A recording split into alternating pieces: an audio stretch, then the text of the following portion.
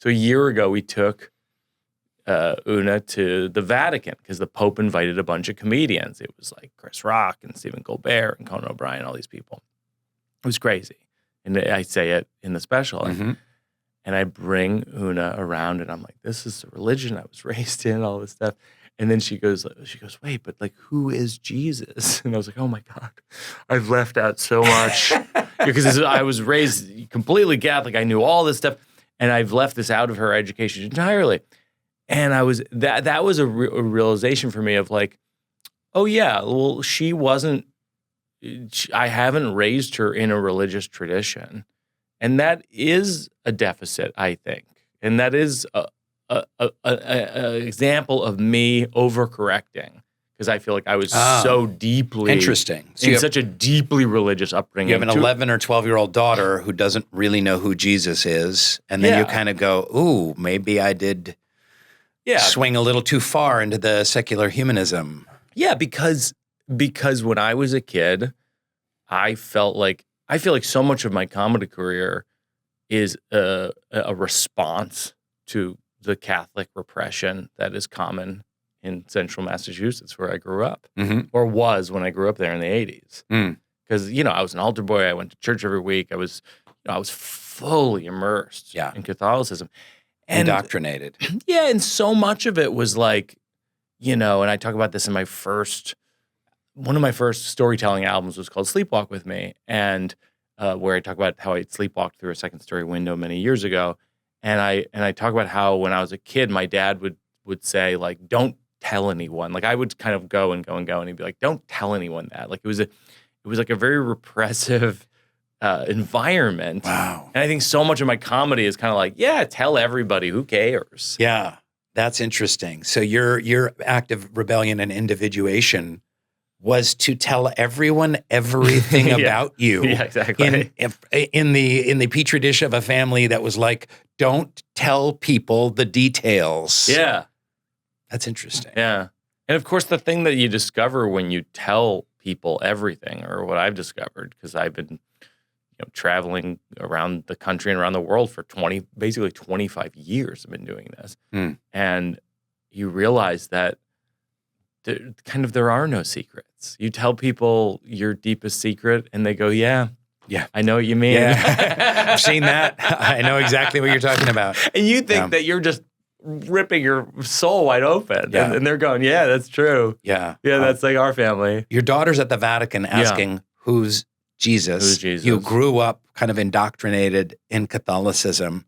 And here you are meeting with the Pope. And by the way, spoiler alert, the Pope just died. I know. Last night. CNN called me for a interview or something. I don't have anything to say other than that's amazing. CNN called Mike Birbiglia for a quote on the Pope. Anderson Cooper's show. Yeah, I just got a text on my way in here. I could understand if like Bill Burr got hit by a truck or something and they called you, but the Pope, they called you?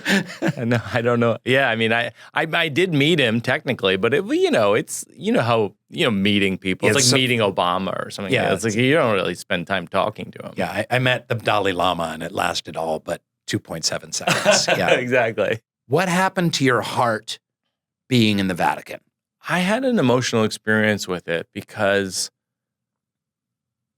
I think I did realize that I had spent so many years as a reaction to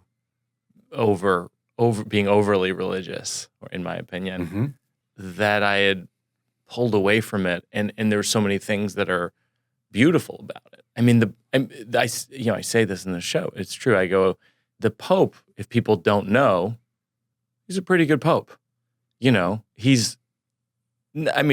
Compared to other popes. Sure. If you met him at a party, you'd be like, this fucking guy, It's kind of like saying this guy was a pretty good chairman of Solomon Brothers. Like, you know what I mean? Like, no, totally. I mean, some of the popes were the institution is very questionable. Some of the popes were Nazis. Yeah. I mean, actual Nazis. So yeah, the bar is pretty low. Right.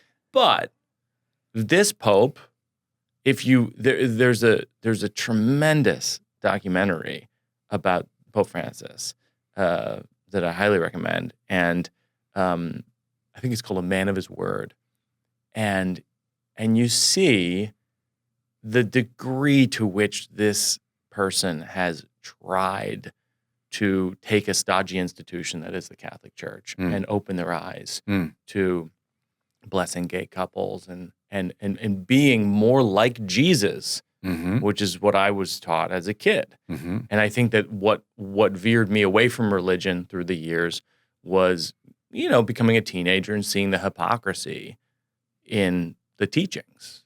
Yeah. Because when you're a kid and they teach you about Jesus and he's selfless and he gives his money away and all this stuff, you go, great.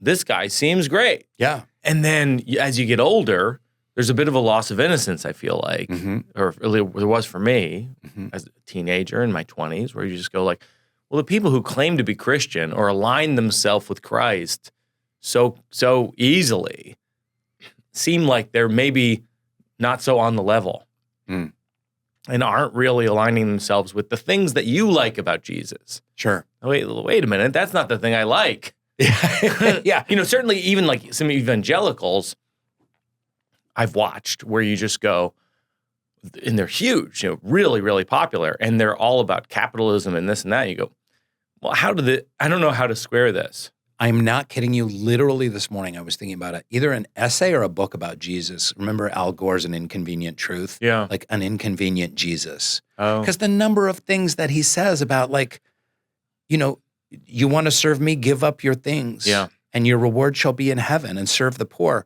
And it almost feels to me in contemporary Christianity, both on the Catholic side and the Protestant side, that it's an anathema to behave like Jesus. I agree. You simply need to believe in Jesus. It's like, do as I say, don't do as I do. Yeah. Believe in Jesus and then try and stockpile stuff, try and hate people, piss on the poor, And one of the things that Pope Francis did so beautifully is he always talked about the plight of the refugee. Yes. And he was very much, Jesus was a refugee. How can we have ever more compassion for refugees? And this was a very inconvenient Jesus. Yeah, J.D. Vance talked to the Pope a day before he died. I'm not saying. I don't know. Yeah. We'll leave it there. Yeah. People can make conspiracy theories as they will. And they will. And they will. The Soul Boom Podcast. Subscribe now on YouTube, Spotify, Apple Podcasts, and wherever else you get your stupid podcasts.